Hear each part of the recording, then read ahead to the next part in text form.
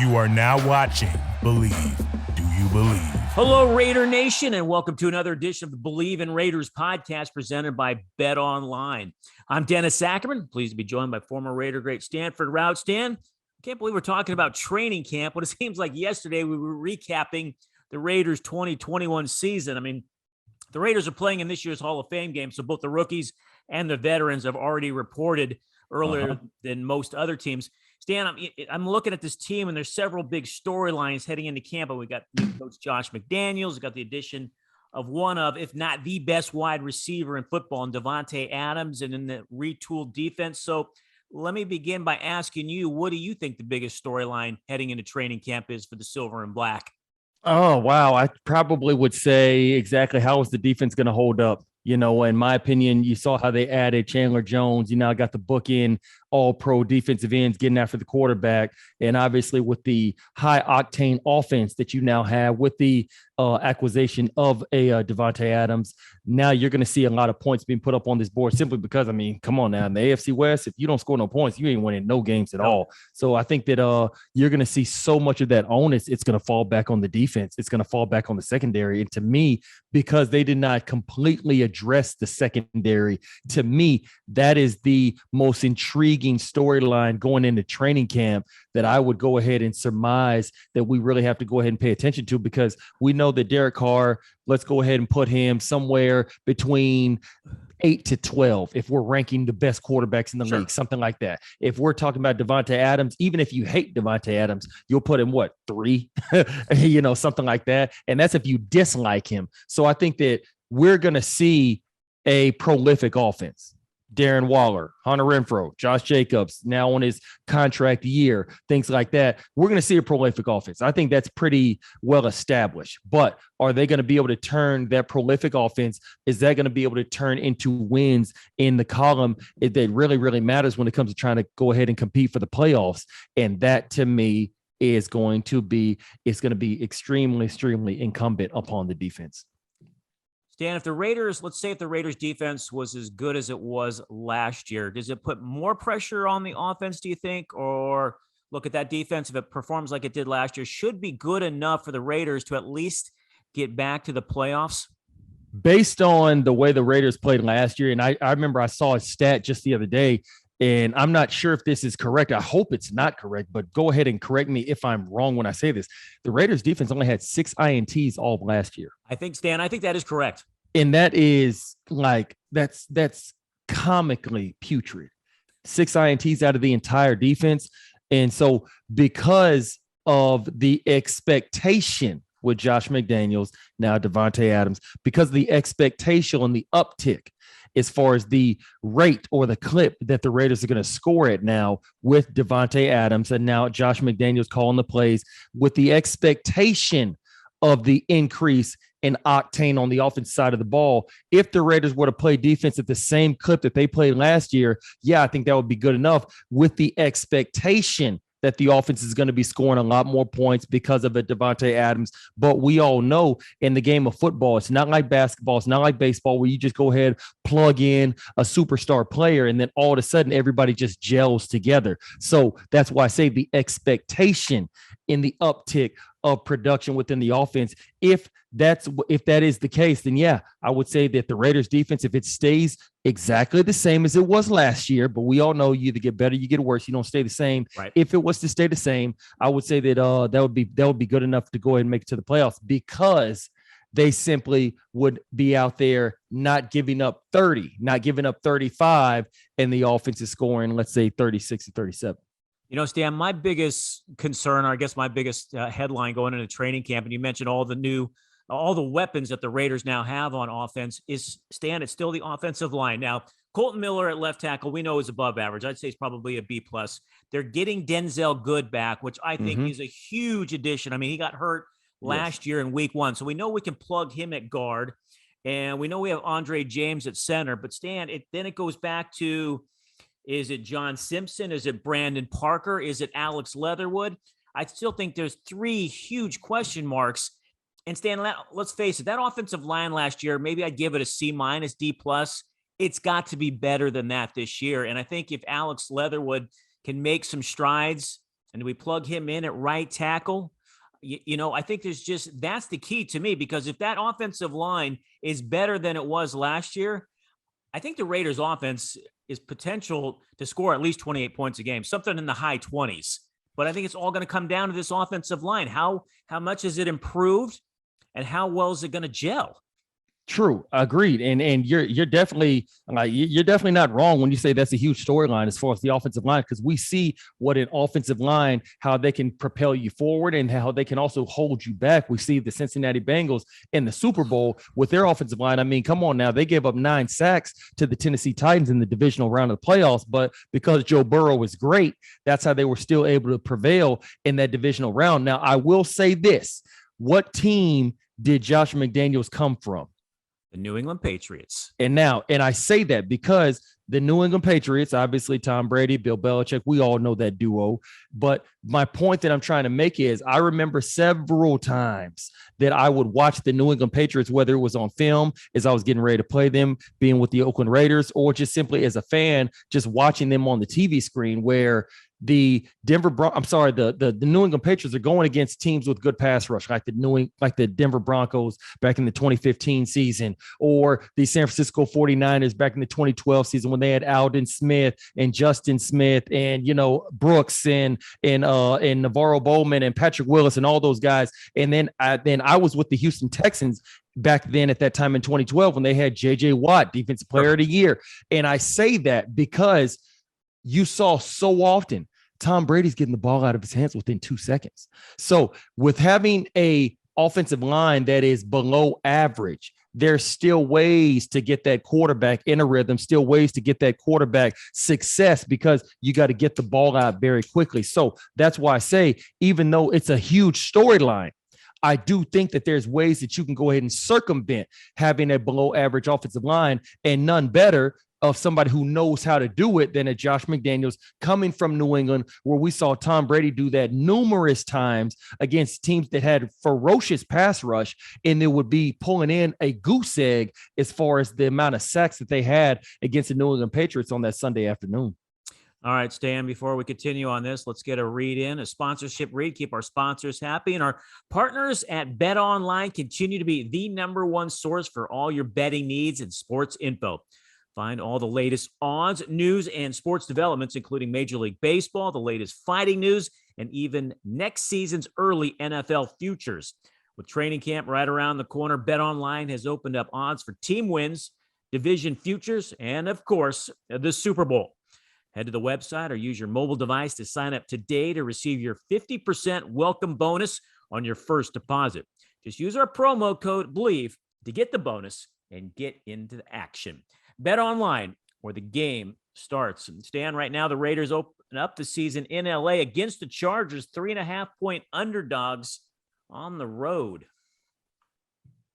I think that game's a pick-em, man. I think both teams have improved so much. They played arguably the greatest game in last season's NFL on the final Sunday and propelled the Raiders into the playoffs, and Chargers went home. But I don't know. That's just me. It's a pick 'em. But you know what, Stan, I was looking at week 1 and I'm like, there's a lot of good games. You got the Bills at the Rams. That's even. I said the Raiders. Oh yeah. Thursday night football. 3.5-point underdogs. Saints at the Falcons. Falcons getting 5 at home. We got the Niners at the Bears. Bears 6.5-point favorites, Stan. Now, obviously, I know a lot of these lines could change because we haven't even started preseason. The Bengals 6.5-point favorites against the Steelers. Lions 4-point underdogs at home against the Eagles. Patriots underdog by 2.5 at Miami. The Jets, they're underdog at home to the Ravens. Ravens 6-point favorite. Commanders 4-point favorite at home against the Jaguars. Browns, Panthers, Cleveland, a 1-point favorite on the road. All right. Texans and Colts, Indy, 8-point favorite on the road. You got the Giants at the Texans. Tennessee's a 6.5-point favorite. Packers at the Vikings. Green Bay giving up 2 on the road. Chiefs, Cardinals. Chiefs 3-point favorite on the road. You got the Bucks at Cowboys. Tampa Bay's a 2-point favorite on the road. Finally, Broncos, Seahawks Monday night. Russell Wilson going home on week 1, Stan. 5-point favorite is Denver. Stan, I think if you're going to back up the armored car and bet everything on one game, I think it's that Broncos Seahawks, man. I think Seattle's going to be terrible, first of all. And I think Russell Wilson going home after getting traded You can't tell me he's not going to be fired up, and that Broncos team is going to roll, I think, on Monday night over those Seahawks. Yeah, I mean, obviously, anytime you're playing against your former team, you're going to be fired up, and especially obviously with Russell Wilson have as much success as he did up there at the 12th man, the home of the 12th man, should I say? Obviously, that's where the emotions, I think that nostalgic feeling is going to really come over him during the national anthem. It's going to come over him during pregame, whenever they have the jets fly over the stadium, things like that. I would not be surprised if Seattle wins this game, opening up the season, simply because they're going to be fired up. Now, we don't really know what the quarterback's going to be. It's going to be Geno Smith. It's going to be Drew Lock. It might be Jimmy Garoppolo, for crying out loud. Either one of those two. I'll take Russell Wilson, either one of those two. But you're right. It could be Jimmy Garoppolo because he's on the trading block and you don't know where he's going. That's a good point. And you know this, like I know, DA, any given Monday night or, any given Sunday is what it's usually called. But I'm not saying that the Seattle Seahawks are better than the Denver Broncos, but you and I both know all you have to do is be better than that opposing team on that afternoon or on that evening. And because Seattle's going to be playing at home, because they're going to be having that crowd behind them, because Russell Wilson is going to be playing his old team. And I promise you, I can tell you from personal experience, there's going to come a moment in pregame, or whether it's right before kickoff, whenever you take the field first, whatever, where that nostalgia feeling is going to come over you, where you're going to have to actually temper your emotions. You're going to have to temper everything that you're feeling, because you're going to be enraged. You're going to be excited. You're going to be feeling a sense of revenge. And you got to make sure that you keep all of that at bay, that you keep all of that right there underneath the surface and not let it overflow. And we all know Russell Wilson, very astute individual. He's very good at being stoic. He's very good at being able to control his emotions. This is going to be a situation that he's never been in before. And it's going to be a situation that he has no way to prepare for. I don't know how it is. I don't know how the NFL gods work, but it's so weird how oftentimes if you leave a team via trade, whether it's cut, free agency, whatever you want to call it, oftentimes you will find yourself playing against your former team within the first year of you moving on to a new team. Look at Baker Mayfield. Like, whoever makes the schedules, like, come on, like, how poetic is that?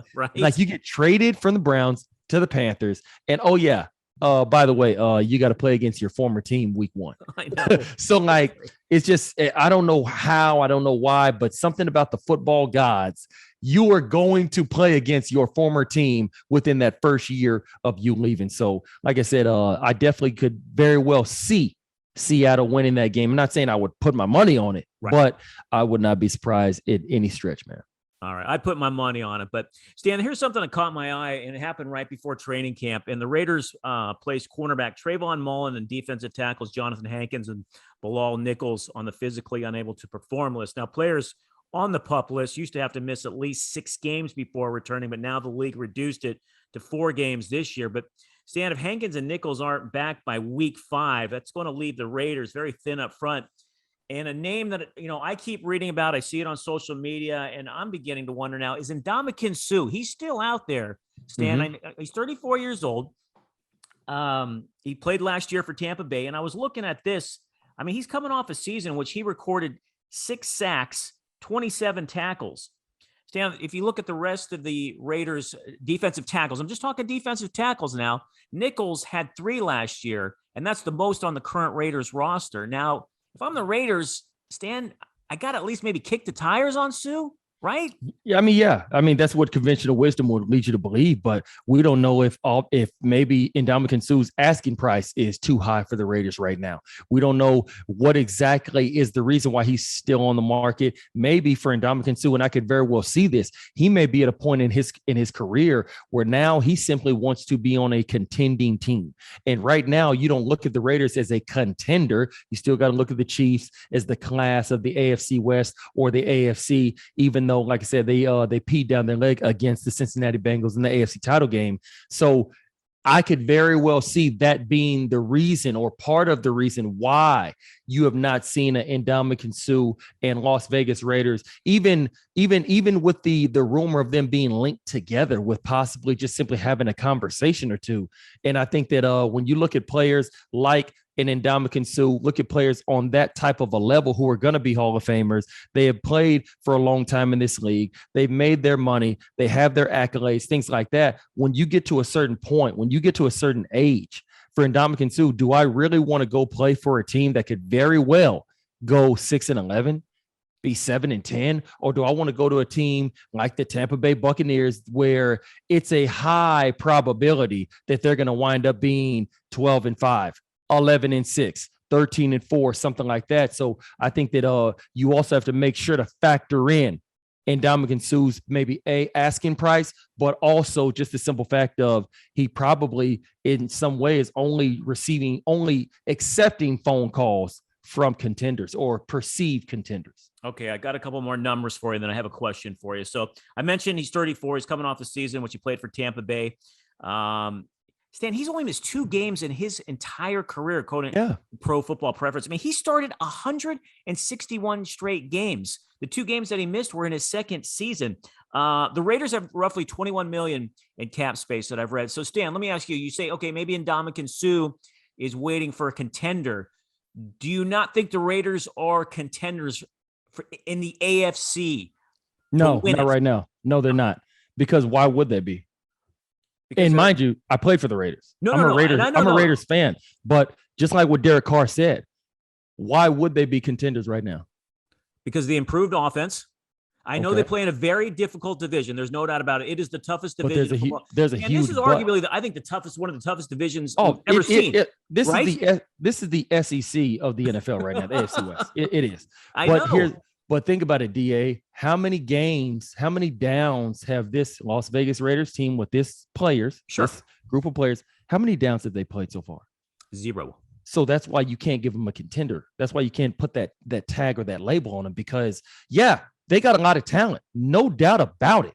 But what have they done thus far? And that's why, later on we'll get into Derek Carr's comments about basically how he's saying that nobody's giving them any credit, nobody's giving them any due, everybody's overlooking them. And it's simply because until the Raiders win the AFC West / win a playoff game, it's going to continue to be, that's just kind of like the Raiders, they make a little noise here and there, but, to get that sort of respect around the league, to get that sort of respect from fans, to get that sort of respect just from anybody, you're going to have to put together consecutive winning seasons. You're going to have to put together consecutive playoff runs, things like that. Otherwise, you will just be thought of as a good team. You won't be thought of as a contender. And you already know, outside of the Rams, outside of the Tampa Bay Buccaneers, outside of the Kansas City Chiefs, because they were in it last year and they went to, 4 or 5 straight AFC title games. And now the Cincinnati Bengals, because they were in the Super Bowl, it's only about 4 to 5 contenders in the entire league. So no, I definitely would not put the Las Vegas Raiders in that category. Even though I want to, I got to go ahead and think with my head objectively. And no, you can't put them in there because they haven't earned the right to be in there. You think they're a playoff team? I think that they could be a playoff team. And like I've told you before, I said it before and I will say it again, DA. If you right now were to anybody, you yourself or anybody listening to this podcast, you right now were to rank how you think the AFC West is going to play out 1 through 4.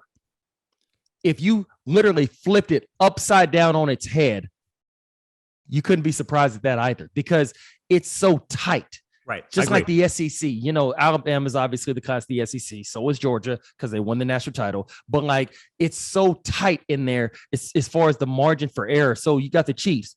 Right. They got Pat Mahomes, so clearly I still think they're the class of the division. Till somebody knocks them off, Stan, I think they're the class of the division, and I always believe that. Right. But now Pat Mahomes doesn't have his Superman. He doesn't have his cheetah. So now Pat Mahomes has to play a little bit more methodical, a little bit more ball control type of offense. I think that is going to hinder him. I think that's going to suppress a little bit of the prolific plays that you see him make. He's still going to be a Pro Bowl quarterback, but I think that you're going to see a little bit of a lesser speed. I don't think you're going to see a Ferrari over there within that Chiefs offense. I think you're probably going to see more Maserati, some Corvette, something like that. And then you go to the Los Angeles Chargers. obviously, man, I think the world of Justin Herbert, but Justin Herbert now going in his third year, he's never been in the playoffs before. Right. He's got Khalil Mack. Yes. He's got JC Jackson. Yep. You got a healthy Derwin James, and then you got Bosa over there. So their defense is going to be star-studded, no doubt about it. But they have not done it yet. So that's why you still got to push back on, okay, exactly where you think they're going to wind up. Right. Denver Broncos. We all said this last year. Denver Broncos had a good defense. Denver Broncos got a lot of playmakers on offense. What was the one thing they were missing? The quarterback. They got that this past offseason. Now, are they all going to gel together? Is everything going to come together? We don't know that. And that's why you push back on the Denver Broncos being an automatic divisional winner for the AFC West. And then the Las Vegas Raiders, my favorite team, they got Devontae Adams. He's now back with his college teammate of a Derek Carr. So you know what? Big things are coming within that offense. You add that with a Hunter Renfrow. You add that with a Darren Waller. Oh, my God. It's going to be points galore scored up there at Allegiant Stadium. No doubt about it.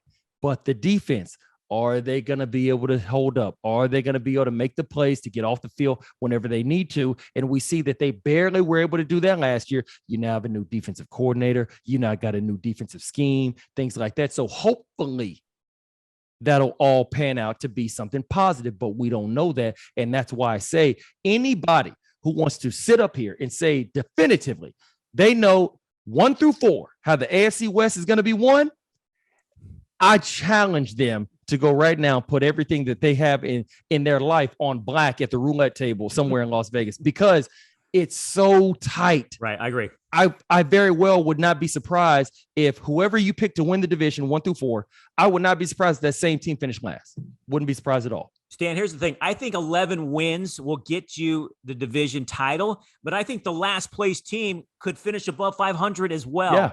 That's absolutely. how tight I think that division is going to be. And you're right. I think you can just roll the dice and you can come up with so many ways that this division could finish. I really do. Stan, let me ask you this. New coach Josh McDaniels, how long does the love affair last?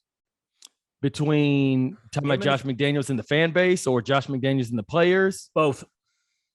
I think as far as the fan base, it's going to come down to probably the first month of the season. If they come out the gate 1-3, they come out the gate 1-4, you already know that Raider fan base, they're going to turn quickly. And everybody's going to go back to when Josh McDaniels was the head coach of the Denver Broncos, who already came through the door trying to trade away Jay Cutler for Matt Castle. It did not work. Jay Cutler had to wind up being traded to the Chicago Bears. And we all know how the rest of that ended. So I think that that's going to be a very quick love affair, dependent on the first month of the season. As far as the players, I think that if Josh McDaniels comes through there and he's very authentic, and he's not going to try to automatically be the Bill Belichick disciple that everybody's expecting him to be, and he's his own man, I think the players will obviously gravitate to that, and they may give him a longer leash. But nonetheless, like I said, for players, once you see authenticity and you feel like your coach is being a man with you, feel like he's being honest, we all understand, like, come on, man, this is a loaded AFC West. Right. Like, this AFC is loaded. Right. So if we come out the gate 1-3, hey, man, maybe we just played against 3 really good teams and we lost to, know, those 3 teams within the first 4 games of the season. That's football. So I think that it's going to be so incumbent upon Josh McDaniels to make sure that he can win the room with his authenticity, because if he comes in there trying to be a disciplinarian like Bill Belichick 2.0, players can see right through that. They can sniff that right out the way. And I'm telling you, they automatically will be turned off on you. They'll automatically tune you out. And then it's going to be a long, lengthy season. So to your question, to your original question, I think that love affair, it's all about the first month of the season. But who's going to fall out first? Oh, yeah, I think it'll be those fans first. Stan, let me ask you, you played for several coaches during your tenure with the Raiders. How long of a leash did you give each coach? Oh, man. I can tell you like this, looking back on it, DA, is how, because we knew Al ran the show, and because we knew that the head coach was pretty much like a puppet. That's pretty much what he was. He didn't have as much say-so as Josh McDaniels has right now. And so because of that, in a lot of ways, you automatically did not have uber levels of respect for the head coach because you knew he was a puppet and you knew he was pretty much, for lack of a better word, being emasculated by Al Davis. God rest his soul. So when you ask how long of a leash did we give him, it's really hard to give somebody a leash because you already are knowing, hey, man, you don't really have much say so. You're just the person that Al liked, or Al felt he could go ahead and kind of walk all over, emasculate, control, dominate, whatever you want to call it. So that's why you're the head coach. That's why you're covering this position right now as the head coach of us. But also we know that Al's probably going to get rid of you in about a year or a year and a half or something like that. So it's almost kind of like being that child who's moved around a lot throughout your life. You're kind of like nomadic. So you don't really try to get attached to people because you know that you're not going to be around them for very long. I can look at your facial expression. I know, because I'm just, I know you got a follow-up question. Stan, I mean, that's just, that's a no-win situation. Hello. I mean, hello. I'm right. I know. I mean, I know you fit. What did you finish? 500 twice during your tenure with the Raiders? 500 back in 2010. And in 2011, 500 as well. Yes. Wow. Tom Cable and Hugh Jackson. Hugh Jackson, right. Mm-hmm. Oh, man. It's different, Stan, because, you're a fan or you're in the media. You see the Raiders from the outside and you often wonder what is going on inside of that. And then, you let us in, and when you hear it, you're like, how can that be at a professional level? You know what I'm saying? It's one thing to see it, Stan, and it's one thing to think it, but when you hear it, it's almost like a punch in the gut. It really is. But I can tell you like this, DA, man, listen, it's only about 6 to 7 teams in the NFL that are ran first class. Sure. It's only about 6 to 7 teams in the NFL that are really, really, really trying to win. Now, obviously, Al Davis wanted to win. Just win, baby. Come on now. He made that slogan famous. I just think that the infrastructure of the Oakland Raiders back then at the time, we just weren't structured the right way to be successful. A lot of people talk about Jamarcus Russell being a huge bust. Right. Maybe Jamarcus Russell was a bust. Maybe he was, but we'll never really know if he truly was a bust. Did he have the right people in place to support him and help him reach his full potential? Hell no. Did we have a GM, an offensive coordinator, a team president, people like that in position to help him get everything he needs or anything like that? So that's why I say, how you're so surprised. So you're so shocked at what I'm saying. We weren't set up the right way. And I can tell you as a player, we knew that. We knew that we weren't set up the right way. And I can tell you like this, there is 32 NFL teams and there is about, I'd say 12. There's about 12 teams right now that are starting training camp probably in the next 4 or 5 days or a week or whatever you want to call it. And they know that they're going to have a crappy year. They know it. When the media comes around, you can't say it because, Sure. You can't be brutally honest. You gotta be that fake positive or anything like that. But they know that they're not going to have a good year. They know the team is not going to do well. They know the team is not going to go anything better than 5-12, maybe 6-11, something like that. They know that because they know that we're not set up the right way. I mean, like I remember I've heard times, with TJ Houshmandzadeh, how he said how like there were times back when he was in Cincinnati, how like they would have like a big bucket of like jock straps and just kind of like dump them on the floor in the middle of the locker room. You know what I mean? Like almost kind of like it's, like it's community jock straps. Oh my goodness. So, you know what I mean? Where they didn't really have like Gatorade dispensers throughout the entire facility, things like that. So, going in that it's not set up right now. The great thing about it is you can overcome that, and that makes you look that much better. Cincinnati isn't all of a sudden some well-run, oiled machine. No, it's because they got Joe Burrow, and he's freaking amazing. So, and then also Jamar Chase, and, I think the world of him too. Right. And then Joe Mixon, blah, blah, blah, yada, yada, yada down the line. So that's what I got to tell you, DA, is that as a player, it. Like there's only a handful of teams that are set up to win from an infrastructure, and they're set up to win as far as they have the right type of talent that they need to go ahead and try to get over that hump. But there's another 12 teams, maybe 16, maybe even as far as 18 that they know we're not going to have a good year because we don't have the right surplus of players. We're not set up the right way as far as the front office. We just want to go out there. We want to make it look good. Obviously, I'm playing for my livelihood. I want to put good film on tape, but I know that 9 times out of 10, we are not going to be successful on the scoreboard at the end of the game. You know, Stan, what you're saying reminds me, I read this, Bill Walsh, the late, great 49ers head coach, won 4 Super Bowls with the 49ers. And I read this and he said this, he goes, you know, at the beginning of each year, kind of what you were saying, there was only a handful of teams that really could win the Super Bowl. And this is why. He says, it is so difficult to get your ownership, to get your front office, to get your coaches, and to get your players on the same page. Exactly. But you think, but outside looking in, Stan, it seems like that shouldn't be an issue, but we know it is. Yeah. And it's because you have so many people. You got an owner, which, by the way, he's a billionaire, not because of the NFL team he owns. Right. So, I mean, for a lot of the owners, it's just a power rush. That's all it is. Oh my God. I feel powerful because I own this team. Like the same guys that probably picked on me growing up. Maybe one of them stole my girlfriend back in high school because, you know, they were the jock.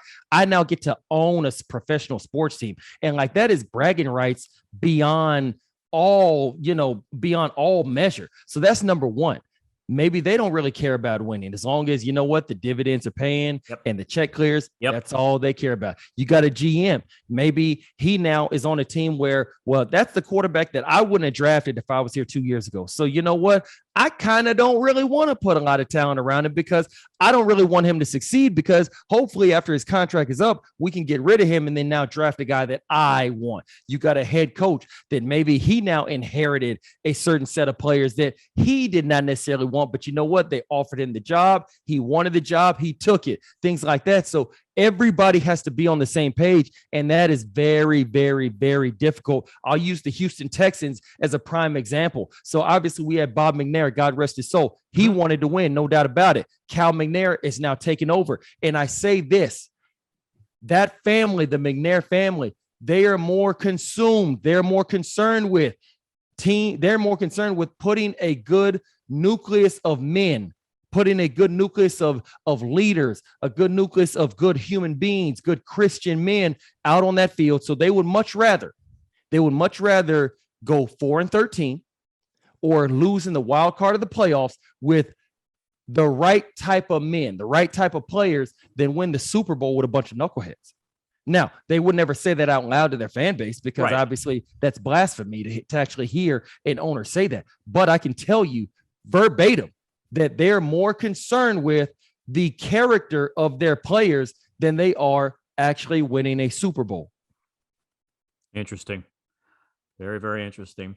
All right, Stan, I want to hit on this one, and I thought this was really interesting that the Raiders last year actually led the NFL in ticket revenue with $119 million for the 2021 season.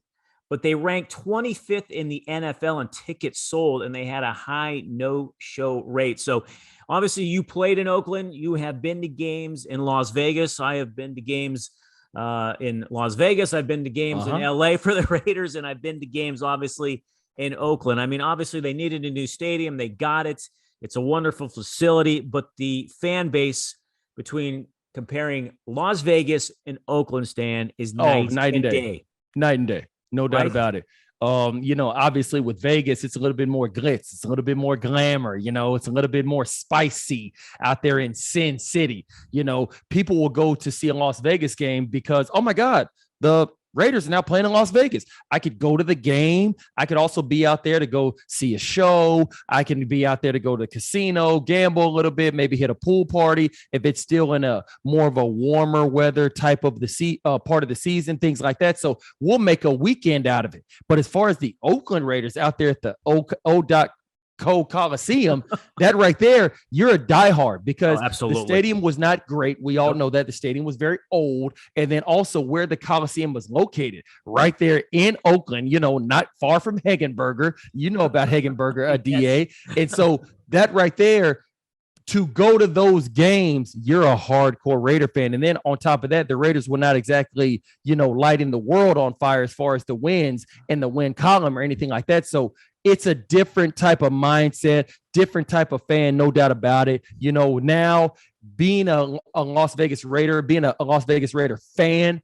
is the new cool hip thing to be. The Death Star, Allegiant Stadium, games in Sin City. And mind you, you and I both know this. You could, if you're Pat Mahomes, but not you and I, you could throw a football from the stadium to the strip. Yes. That's how close the stadium is. Yes. So, you make a weekend out of it going to a Las Vegas Raiders game, and you just use that as an excuse to go to Las Vegas. Whereas if it's Oakland, California, you're going out there for the game, and that's pretty much it.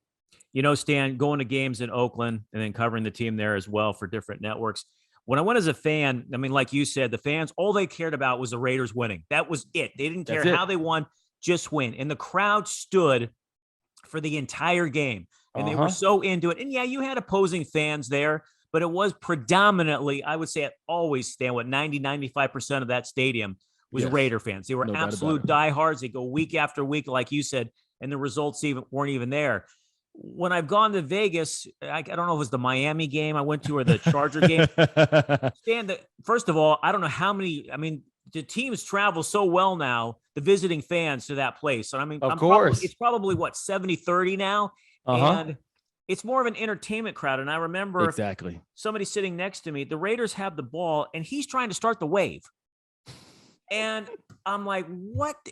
I won't say the word that I said, but I'm thinking to myself, what are you doing?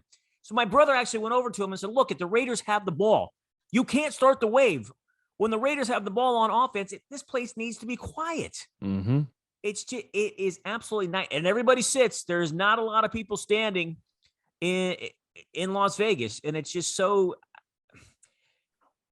it's just so different. It's hard for me because I'm such, I grew up in the Bay Area. I still believe they belong in Oakland, even though that's never going to happen. That ship has sailed. But it's just, as somebody who grew up as a fan and still bleeds silver and black, it's very difficult. It really is. It's hard. Yes, it is. Yes, it is. No doubt about it. Mm-hmm. I couldn't agree more. And I remember I was out there for I think the alumni reunion during training camp of last year, and I was being driven we were being driven by, just one of the drivers, and they actually were telling us how, he actually knew Al Davis personally, one of the drivers, and how he said how Al would have loved for the Raiders to have been in Las Vegas, back when he was alive. Because see, I was always under the mindset that Al wouldn't have wanted that, and obviously I was corrected, and then I learned that no. Al always came to Vegas. Al even had a house in Vegas. He would have loved for it to be in Las Vegas, the Las Vegas Raiders. And I think that, the one thing that we both know in life that is constant, DA, is change. Yep. And that's pretty much what has happened. It's now the Las Vegas Raiders, the entire generation of the NFL. Now you see everything from now it's the spread offense. And now every stadium has Wi-Fi and you can connect to different apps and things like that. This is the new generation. We look at SoFi Stadium.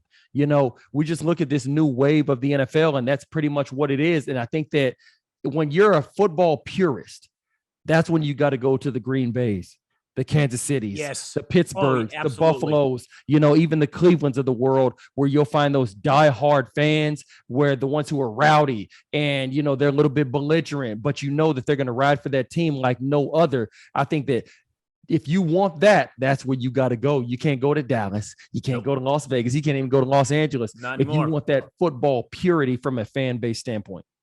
All right, partner. Well, that's going to do it for this edition of this Believe in Raiders podcast. We'll be back with another one. We're going to be back with you the entire season. For my partner, Stanford Route, I'm Dennis Ackerman. May all your punts find the coffin corner. Thank you for watching Believe. You can find more great content at Believe.com. That's BLEAV.com. Do you believe?